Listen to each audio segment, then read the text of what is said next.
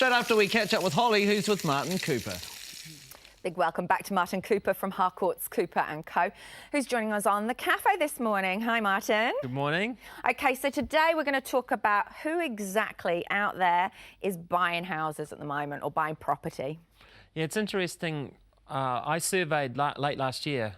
I did close on 300 of our sales just to find out, because the media will give you all sorts. There's thousands of people coming in, immigrants coming in. You get all whatever makes the headline. But our reality was, I've got some figures here which are quite interesting. We actually had 49% of those buyers were actually made up of investors and first home buyers. And investors was 26%, first home buyers 22%, and what we call speculators, where someone buys a house to do it up, to remarket it. So that was quite a lot. 49% are all competing. Now, with first home buyers and investors, they're buying generally the cheaper product. Yep. They're like the fuel in the market. When that part of the market's going well, everything's going well. That allows people to be trading up, to moving on, to doing other things. And then looking at the trading up market and trading down market, when we talk about that, people trading down, it's more like their families growing up and they go to an apartment. So that market was quite active with 20%, but our economy was quite good trading up with 7%, where people are moving out of their first home into their second home and working up. The other interesting data here, which I find fascinating when you see, oh, foreigners are buying our entire country, but for our 300 sales on the North Shore, we had transferring in from out of area, 6% of our buyers.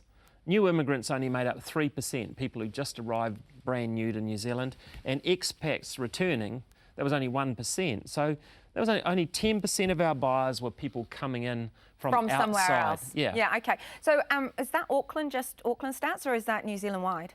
No, that's just our catchment area. Right, OK. So, I mean, it'd be different stats in Invercargill, but that was for Auckland catchment. Yeah. So, I mean, what do you reckon to the guys that already own a property, that market that you were talking about that is downsizing, how do they really fit into this? Are there a lot of them right now? I know you're selling a lot of apartments, etc. Is that because that's what they're wanting?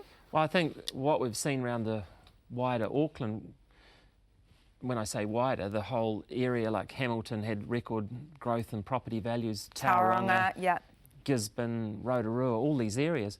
People are seeing the lift in values in Auckland real estate, even up north, Whangarei, areas like that. People are saying, oh, I'm going to cash up my Auckland home and move out. But the other interesting thing about it is there's more people coming in. Yeah. So we just create, it's great for real estate people, because movement is, the houses stay the same. There's a house, there's a door, windows, 1, 2, 3. They stay the same, but what actually, it's about the people coming in and the people coming out. So a lot of movement happening. And so what other categories of buyers do we need to think about?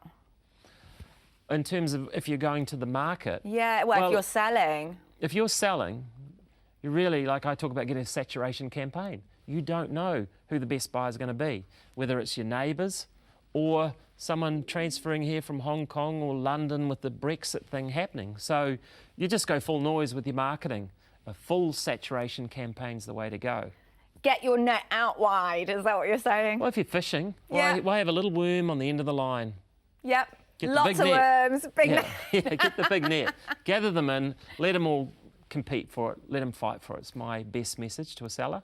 And especially you're talking about those investors and those first-home buyers. They're going to go up against each other, and that's the majority of the market. The interest rates are low at the moment, so the fuel in the market is still there. So we've got good times going forward, I think, while that part of the market's strong. Goes through the balance, right to the top-end luxury properties. Fantastic. Awesome advice as always, Martin. Thanks for coming in. Thank you. Thank you very much, Holly. Thank you very much, Martin.